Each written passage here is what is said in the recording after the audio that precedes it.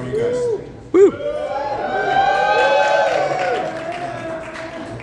Thank you guys for coming and being here on a Friday afternoon in LA, which is, I know is tough, but I'm David Taylor. I'm head of music for Apple TV and Original Films.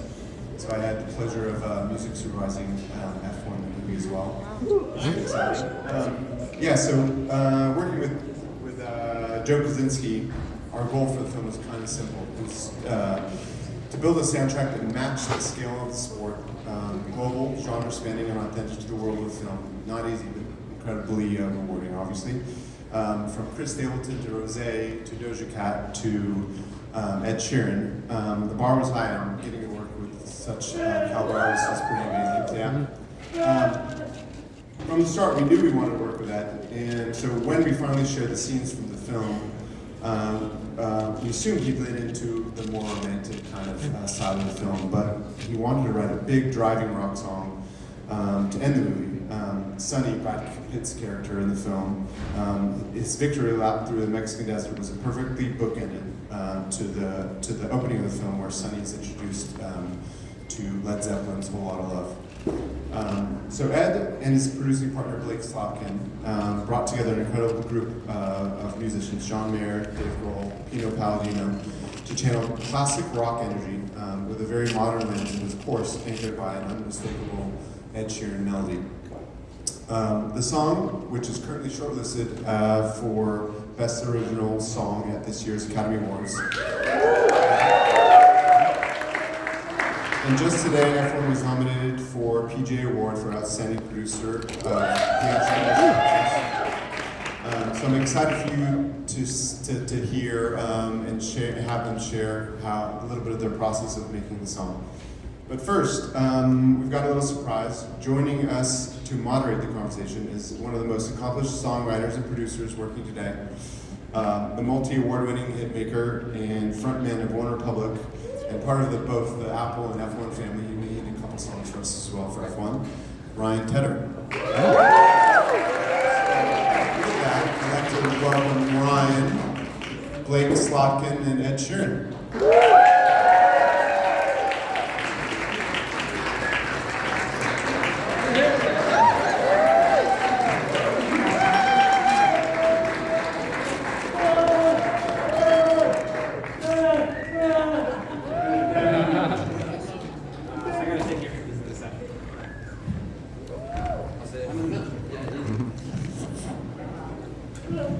Hello. Hey guys. I can't see shit up here. I'll be all back there. Ed and I have known each other a long time. I don't even know how long this point, but 12, 13 years, I think. Yeah. Something like that. We met on Jingle Ball tours. 2012. Yeah. It's been a long time. And Blake, I've known a little bit less, but maybe about the same amount of time. Still like 10 years. Yeah. I don't know if I've even told you this, but I used to intern at a studio that Ryan used to work at, and I definitely got you coffee a couple times. You did? Yeah. I went to Earth Cafe. You went to Earth Cafe? Got you some sandwiches. I appreciate that. Okay, yeah, that's all. And we've all had hits. We had Ed and I had a hit together, and Blake and I had it together. What was your song together? That's what I want. I want someone to love me. I got him coffee during that session too. I'm pretty sure I paid for Joe and the Juice, but sure. However you remember it, God bless. All right, so I've never moderated anything in my life, but I'm never short for words, so I'm going to rip through this. How much time do we have, by the way? Anybody know? 40 hours? 40 hours. Just tell us when to stop. Okay. I'm going to kick this off with some questions, and then if we have time, we might do some fan questions as well as a bonus. For Ed, how did the pace, scale, and energy of F1 influence musical decisions like tempo, structure, or dynamics? For anyone who's watched the movie, it is fucking full on. Like it's like 2 hours, 30 minutes of just full,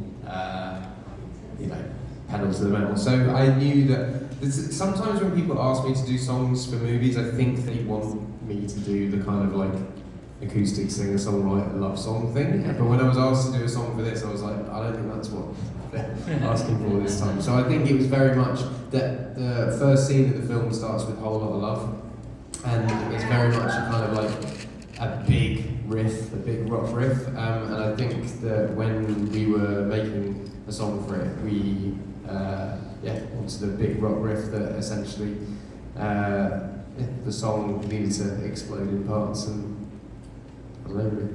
You wrote it for the scene. We wrote it for the end scene, the end scene. There was talk of it being in the first scene as well, but I think I know. Yeah. That's awesome. Okay, you've written for films before. I'm just gonna a few questions for you, then I'm gonna pass it over. You've written for films before. What have you learned about leaving space for a picture versus making a song that still works on its own? That is the needle to thread, isn't it? Yeah. Do you know what? I've only done 3-ish film songs. I say 3-ish because I did like one for a British animated movie, but it was like such a small part of the song that it doesn't really count as doing a song for the movie. But I did a song for Fault in Our Stars, I've done a song for this, and I did a song for The Hobbit, and I think that all of those, the songs had to work in the movies, and I wasn't too bothered if they worked outside of the movies, if that makes sense. It was like they have to work within the scene of the film, especially like the Hobbit one. Like a song about dwarves and dragons and wizards and stuff doesn't necessarily live outside of. I mean, it has lived outside quite well, but I wasn't expecting that to be played on Z1 or whatever. It just had to sort of work in the film, and very much with this, like I don't think that Drive is a song that like.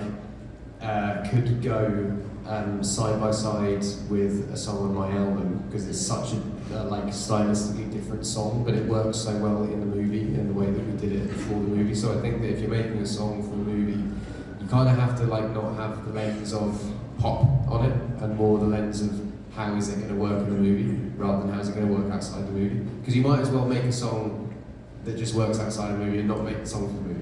If that's what you're concerned about, don't make a song for the movie, basically. It's also a bit of a hall pass too, I find, don't you think? Yeah, Making songs for movies. Yeah, but I would never be able to release a song like this and have people. When this song came out, everyone was like, ugh, and they were like, oh, it's better for it. I get that, yeah. That's why I love songs and movies. We had been trying to make something like this though, because we made this while we were working on Ed's album, and people don't realize. I mean, Ed plays stadiums everywhere he goes. He's a rock star, truly. And you never really had like a rock banger to play in the studio. And there was a couple times where we tried to make rock songs because it was like, well, you're going to be going to play stadiums, so might as well make a song we can light fireworks to. And it never really worked because it wasn't stylistically used. So this was like the perfect excuse to do that. Yeah. We're not expecting Gary Glitter Rock 3.0 from you anytime soon. Not Gary Glitter. No. Yeah, No. probably a bad reference. Jeffrey Epstein, 4.5. I'm going off script a little bit. Is there a mindset or any habits you found essential when collaborating on music for film and TV? I think the mindset is basically like stick to I'm sure you're a songwriter that makes songs for movies as well, and you'll know it's sometimes when we go into the studio, the most difficult thing is to think of what to write about, how to write about it. The beautiful thing about movies is it's kind of there for you. You just have to like accentuate the scene with a song, and it's quite easy to do when the story's there, the scene's there, the feel's there. And I think just stick to the script and try and make the scene better rather than try and make something and like force it in. So yeah, it's actually like a relatively quick process because there's no like, what do we write about today? How do I feel about this? Because it's more like what he feels about it and how it works within the scene. I actually think it's, in a way, it's de-stressing. When I'm doing a session or a day that I know is focused for a film, I like getting prescriptive sometimes because, like to your point, the hardest thing, you've been an artist as long as you have, or myself or whatever, you get to a point where sometimes you get cynical and almost like, I'm tired of hearing myself sing about myself. What can I write about today? Yeah. It's not territory that I've already covered 5 times. And then you get the movie call and you're like, thank God. Well, yeah, and I mean, I would say I get like 3 or 4 movie calls a year, and it's usually like I don't know if that's going to work. And I think what was like interesting about this is it was so different stylistically to what, and I wasn't being asked to do what I'm known for. They were like, do what you want and choose the scene that you want for. So that was what kind of drew me to it. And also being a fan of the sport itself. And I just think the movie as well, it's been talked about so much for the last 4 years that it built up this kind of aura around it. And yeah, it felt pretty cool to be involved. That's awesome. Blake, what's a production choice that feels small? I like this question, by the way, a lot. Whoever wrote this, good job. What's a production choice that feels small and paper that makes a huge difference in how a song hits on screen? Or specific to your song, maybe. Maybe little, you know, the tiny little production changes where it's like. Well, I have the session here, so we should go through it. And Why do we do it? We'll get into it, but before we do, I'll say I think the movie informs all of it. And I was inspired by how granular and detail-oriented Joe and everyone who worked on F1 got. I heard that when they were editing the sound for it, they would have a race car making a turn sound, and Lewis Hamilton would watch it and say, that's the wrong sound, that's shifting from 4th to 5th gear, and if he was shifting on this turn, it would be in 3rd gear, so you have to do that. And it's like, those little details matter so much. So that inspired me to want to produce so detail-oriented, but to the movie. So when we're making this song, you know, I normally work in pop music, and pop music is very on the grid time-wise and very polished. And because of where it was in the movie, the end title, because it was supposed to kind of represent Sonny and his whole journey, I wanted to keep it as raw as possible. And I wanted you to feel the band in the room. And I wanted to not time anything and just be like, let's just get the best fucking players in the entire world to play on this. And you don't, I'm not gonna have to like clean anything up and keep it raw like that. So I'll go into the session, I'll show you. So you can look at, here, we have the drums here. So on the drums is Dave Grohl from Nirvana and the Foo Fighters. And he's literally one of the greatest drummers of all time. Easily. I'll also say when you're working on a movie like F1, you're afforded such cool calls. You can just text Dave Grohl and be like, hey, you want to work on F1? And he's down. And unlimited budgets are fun too. he was just excited. And we were also excited about this. And when there's so much excitement around something, musicians are just, you know, it's just a cool thing to be a part of. So let's look at the drums over here. You can see, so I'll play all the demos before, or after, but you can see on the grid over here that Dave is actually, he's really pushing. And you can see here, so here's a kick drum. This is the line of where it's supposed to be. That's way before, so that means he's really early. So when I was doing the demos, we had a different drummer playing, and I felt slow, and I didn't know if we wanted to speed the song up. And then as soon as Dave played on it, it was like, nope, that's the perfect tempo. And that's because he felt that it should be a little faster, and he kind of pushed, and then Pino pushed a little bit into it, and then all of that kind of just, it worked perfectly. So it's those really little details. You know, normally in pop music we would do, you know, there'd be like 100 tracks on this song. And this, it was really just like, okay, let's just get the actual instruments, the drums, the bass, the vocals, and the guitars perfect, and then we won't need to have those. And what's cool too, when you have a drummer that's pushing, what it does to the listener, they don't realize it, but it creates this almost anxiety tension, because you're slightly ahead of where you should be, and you can't put your finger on it. You're like, why is this song pushing me forward? And it creates speed just within the track. Yeah, that's great. As a music producer, how do you translate a director or studio's notes into musical changes without losing the original energy of the song? I would give a lot of credit to Apple and Joe on that, in that they didn't give us that many notes. And I think the reason why this song came together so quickly was because we were all so inspired by seeing the movie. We all saw screeners. We all left the theater with, if you guys have seen the movie, with this crazy sense of adrenaline and like, oh my God, that was so cool. And we didn't have like notes from the studio saying, okay, it's got to be this, and it has to be this, and you've got to do it at this tempo, blah, blah, blah. That would have just killed the creativity. They just gave us free reign and said, just go and do it. Now, when we were doing it, I think there was a couple production notes. I think like they said, turn down the crashes and the drums, and it was very little things, but I think the reason why it worked so well and why they got something that they loved and it just worked in the film so immediately was that we didn't have those notes going in, and then it just was able to happen easier. That's awesome. From your perspective, how do you balance a song that needs to serve both a film and the charts? I think Ed said it really well. The second you start thinking about both, you're screwing yourself. Also, I don't think this song will ever, but like it wasn't a chart hit, and I don't think it ever needs to be a chart hit. But what I will say is I was at the other day? I was at the New York Rangers ice hockey game, and this song played as their intro as they came out, and I was like, cool. I mean, that's what it Makes is. sense, isn't it? It's a sports song, Yeah, so like it's not a song that's made to be a Hot 100 hit. It's a song that's made, like, they use this as the podium song for F1 now. When people win, this is the podium song. So for us, it's kind of like proof of concept as it being used in the world. It's kind of cool seeing like ice hockey players sort of come out, and it's pretty cool. That's awesome. I think that's perfect. I do have one fan question. I have to read it. Okay, here we go. Fan question for Ed. Ed.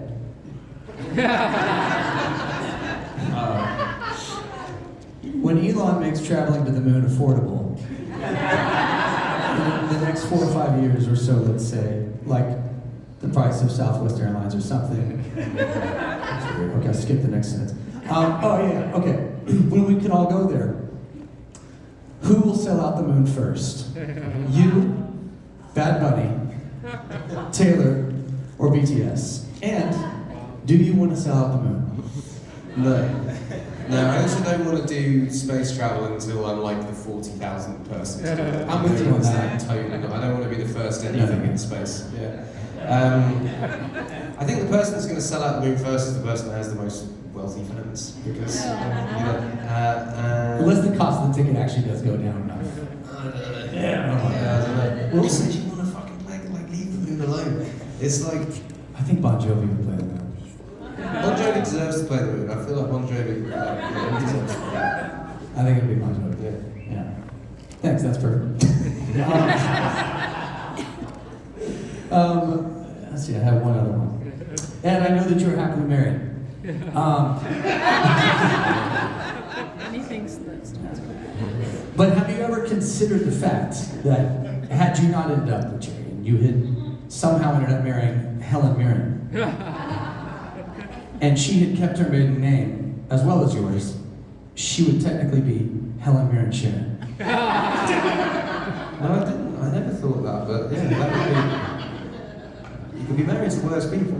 Yeah, facts. Yeah. All right, well, that's all I have for the fan questions. Should we go through the session? Yeah, let's go to the session. Do we have time? If we've got time to do those questions, Yeah. we've got time to do this. Yeah, we've got time.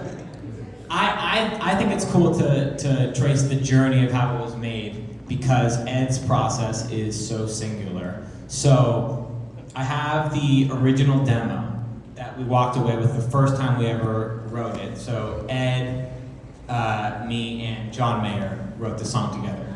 And you know, who's better to call when you need some guitar than John Mayer? So again, speaking to the inspiration that the movie gave us, we all came in so inspired.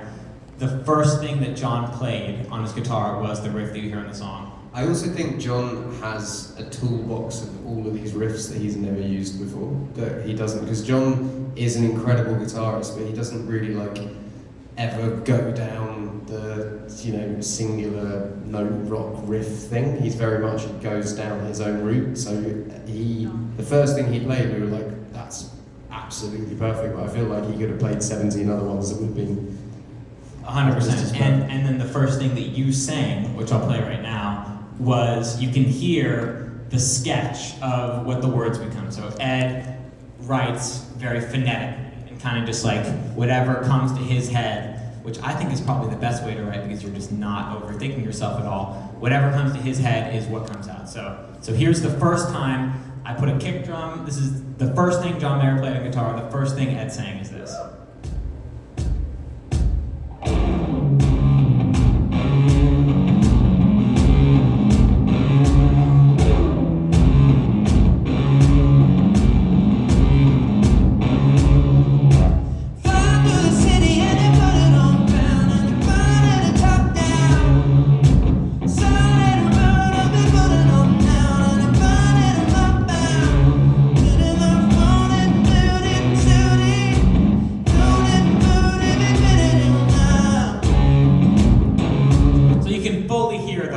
Through the city, you can hear, I mean, some of those lyrics stay. Then we get to the hook.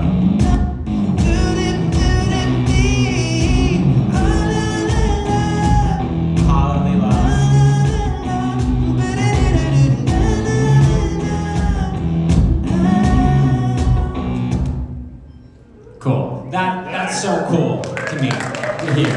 Because that's the first thing he said. One take. So we take that home. And Ed goes back to London. I'm in LA, and we have a plan to write lyrics together. And it's 8 hours ahead over there, 10 hours, whatever. And we have a plan to do it at 9 a.m. So I wake up at 8:30, and I have a text from Ed saying I already did it.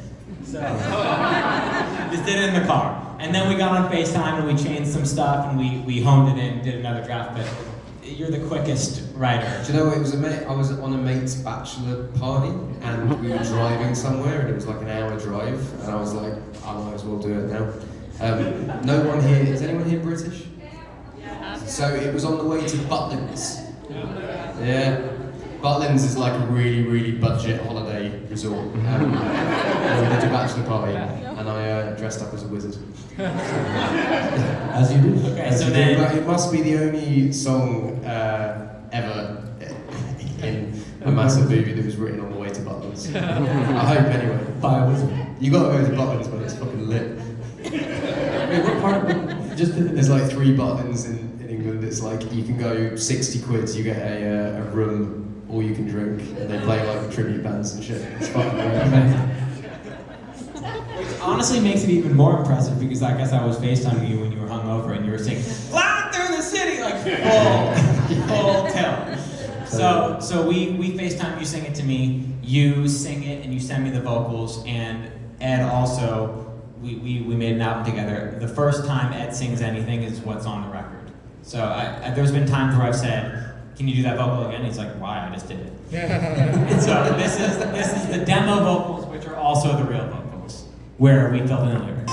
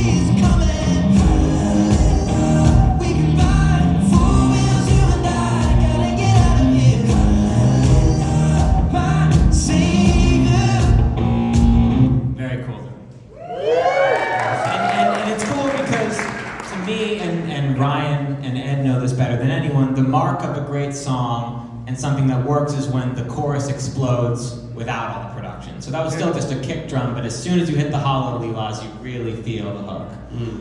So we take that And I'll show, before I even play the whole thing, I think it's cool to show that the guitar was John's, first take doing it. We tried to replay it. He got all this fancy gear and this fancy guitars and all this stuff. Never works. Never works. Never fucking works. We tried for a couple days to get the guitar again. We could never get anything close to the sound. So we kept the original sound, and what's cool to me is that you can hear Ed's vocal bleeding back from the original demo in this. So I'll solo the guitar. And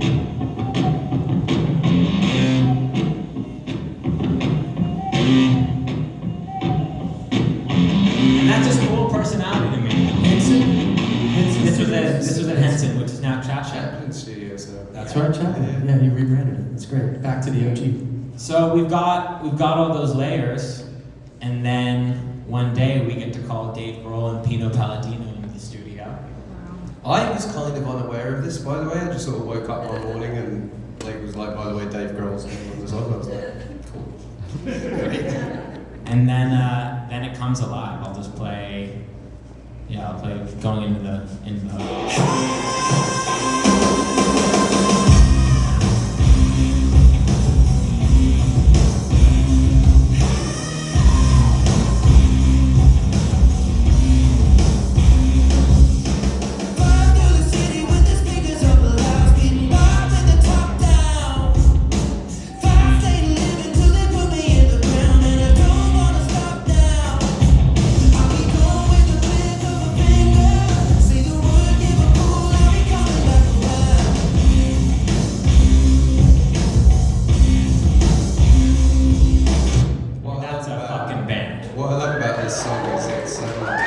It's only 3 instruments, so it's only bass, drums, and guitar, but it sounds massive.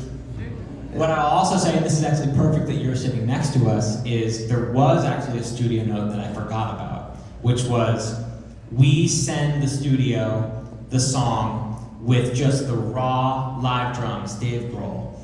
And we, on the soundtrack, have to sit next to pop songs that you wrote. Ryan wrote incredible songs for the movie. He wrote Just Keep Watching with Tate McRae and Lose My Mind with Don Toliver and Doja Cat.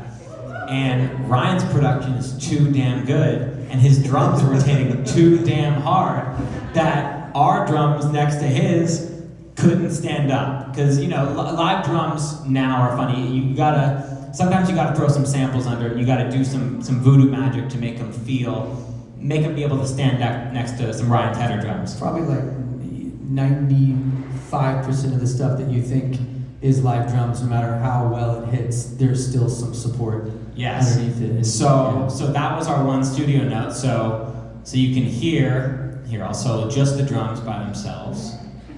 So this is pure Dave Grohl. Unbelievable drum sound. If we're talking about getting granular,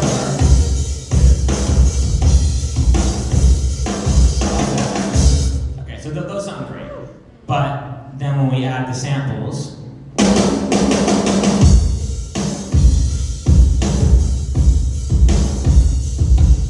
now you feel it in your chest. Yeah. Now you really feel it. To tell them what a pain in the ass it is. When you're not playing on, when you have a drummer that's not playing on the grid, like a live drummer, and that defines the record, but you realize it doesn't hit hard enough, you have to go through every single second of that song, lining up the samples so it's humanly perfect, and there's no flamming or weird sound. And I didn't copy and paste anything because it's not timed at all, so every single kick and every single snare needs to be lined up to each. It took me a day. It took me a full day, and it's mind-numbing work because you're just dragging samples perfectly on, but obviously so worth it. So that's the drums. Let's see if I there's have anything else. a question for Ed real quick about the, because I know your voice really, really well, and you have so many tones that you can do, like the lightest, like sing you to sleep tone or whatever, but that, correct me if I'm wrong, I don't know any other song where you've pushed it that hard on a vocal. You're tapping into your rock, like, that's straining. Yeah. And is that the hardest you've sang on a record? Because it just sounds like it is. I did a song with Bruno and Chris Stapleton that is similar, that is kind of in the same pocket. It's a kind of grit that I would use more in a live show, I'd say. But if you were to sing 17 versions of this song in a live show, your voice would be gone for like a month. Like just vocaling this song, my voice was gone for like a week. Yeah, it's a lot. You definitely realise why all these like massive rock singers, after about like 10, 12 years of touring, the voice changes, yeah, because you're really, really pushing. Yeah. Let's play those vocals a little bit solo. After the day is coming, hallelujah, we can ride 4 wheels, you and I gotta get out of here. Hallelujah, my savior. Hallelujah, we can fly out of this burning fire, just take me anywhere. Hallelujah, my savior, pedal down and drive. Does all of his own harmonies, makes it easy on everyone. I thought that's just so cool to me. We can look at. I'm trying to think what else we have in this. I mean, Why don't you go to the end bit when John was doing all the guitar yeah. So when we were working on the production, I remember it's kind of the same chords the entire time, and it really stays on the one chord the whole time. And John, at about midnight, sent me a voice memo saying, dude, I've got this idea. What if we change the chords under the main riff to make it really, there's a lot of oneness. It really feels like it's just on the tonic chord. I think if we change the chord under, it'll give a full new moment. So let's play that moment first, and then I'll solo some stuff after that. Drive, pedal down and drive. Just drive, pedal down and drive. Just drive, pedal down and drive. So that moment rocks to me because it's towards the end of the song, and you kind of think you know everything about it. You kind of think you understand it, and then you get flipped on your head, and you're like, whoa, where are we now?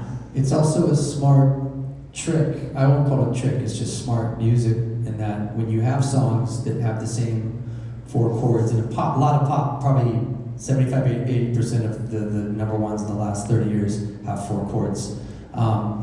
But you know, I know Max does this a lot too. You get, and Kirsten and myself, all of us, you get to that final chorus, and if you ever feel a moment like you're slightly getting worn on the chords, you do that scene change, and a lot of the listener can't explain why. It just feels like something got lifted, and it's those new voicings. And of course, John's a genius, so he's like, okay, watch this. That was a really cool call. And again, let's show this little candy that we added. Again, to our crazy attention to detail on matching this to the film, we wanted to have some noises that sounded like actual F1 cars screeching, and in kind of like a Eddie Van Halen-ish way, John did some dive bombs on the guitar that to me sound like cars screeching. So this is.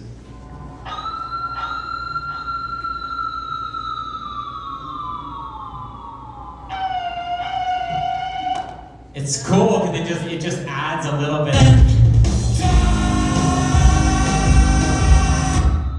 Just a little bit of candy. That's so cool. It's just those little details. Like here is. It sounds like a car slowing down. It's all these little things where we can how much fun can we have with this? How much can we get away with? Let's do some car sounds in it. Why not? Yeah, this is. I don't think I got to hear this record till it was the very end. I saw different scenes from the movie like we all did back in December, I think it was last year. And I knew that they were gunning for that scene. And I remember for that particular scene, I was like, you know, who's doing it? I knew I was focused on other stuff. And I didn't know till the last minute that it was you. And then I was like, oh, I have to hear this. Because it was so out of the box for you, and you fucking crushed it. Thanks. Yeah, you crushed it. Thank you. Yeah. Well, guys, is there anything else in the session we want to cover? Is there anything else specifically? I don't know how much time we have left. How much time do we have? 4 hours. 5 minutos. Do we take a couple questions, or do we want to keep going on the song? Yeah. Let's do some questions. Let's do some questions. I saw you first. Ladies first. Thank you. I just wanted to ask, when you were, oh, thank you.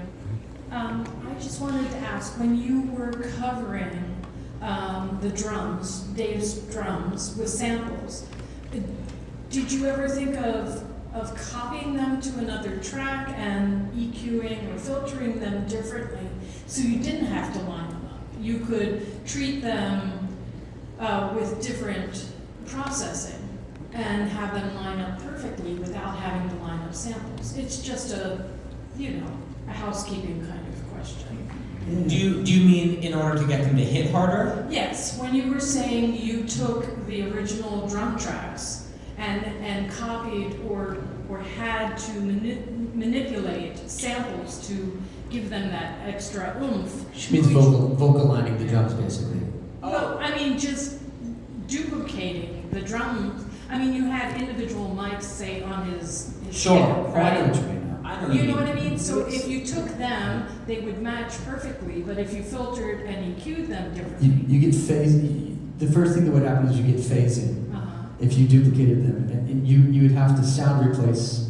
And I know you can do that. You can copy, duplicate the drums, Yeah. and then sound replace all of the samples or all of those drums or EQ them. But the biggest issue you run into is the moment you copy it, you're gonna have phasing issues. It'll just sound like this weird stereo effect. There is a way to do it. He's in Pro Tools. I'm in Pro Tools. Yeah, me too. but- My brothers in Christ who do Logic Yeah. do that shit all the time, and they do it so quick, and I'm fascinated. And then I'm like, no offense, I love Logic. I'm just not as good at it. Okay. But you can't do that. What he did, though, to my experience, I did a I mean, song. I don't disagree with the outcome. I'm just For sure. saying, if spending time to, I had to do the same thing on another song 7 years ago, Jonas Brothers' Sucker. I went through the exact same thing that he did. Yeah. It took me an entire day. yeah. We like the pain. I'm not against it. I'm just We saying. like we're sadists. I saw it a different way, so. For sure. Thank you. Thank you. Yeah. Yeah. And I read you drove an F1 car. Was that before or after you wrote the song? I didn't actually drive an F1 car, I got driven with George Russell, and it was one of the most terrifying things in my life. Not because I didn't trust him as a driver, it's just we're going around the track at like 170 miles an hour, and he didn't tell me at the same time they'd I don't know, tourists had bought time on the track with like normal Honda cars, and they're sort of driving really slow, so we're whizzing around, and there'll just be a tourist kind of driving like this, and we'll have to kind of go out of the way. It was, yeah, pretty terrifying. So it was around the same time. When was it? I think that was when I met Jerry for the first time, and he told me to work on the movie. That would have been like 2024. Or 2023. How long were you filming this movie for? 9 years. Yeah, long time. Anyway, I met Jerry like 3 years beforehand. But yeah, that was then. Last question.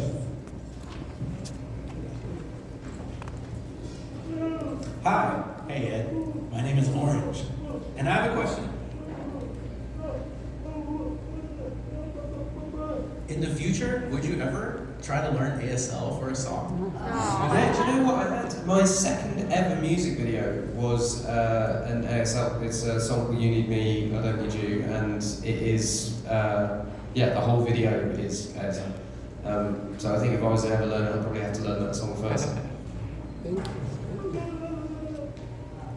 Oh, can you sign your name? No, do you want to show me?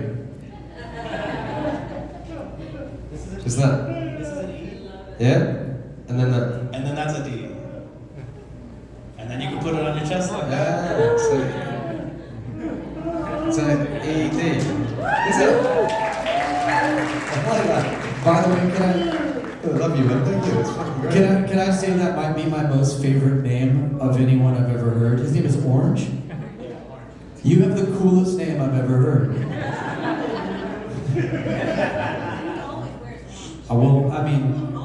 It seems naturally, right? So is that it? Are we out of time? We're out of time. Thank you. Thank you guys so much. Thank you, Ryan. Thank you, Slatkin. And thank you. Thank you.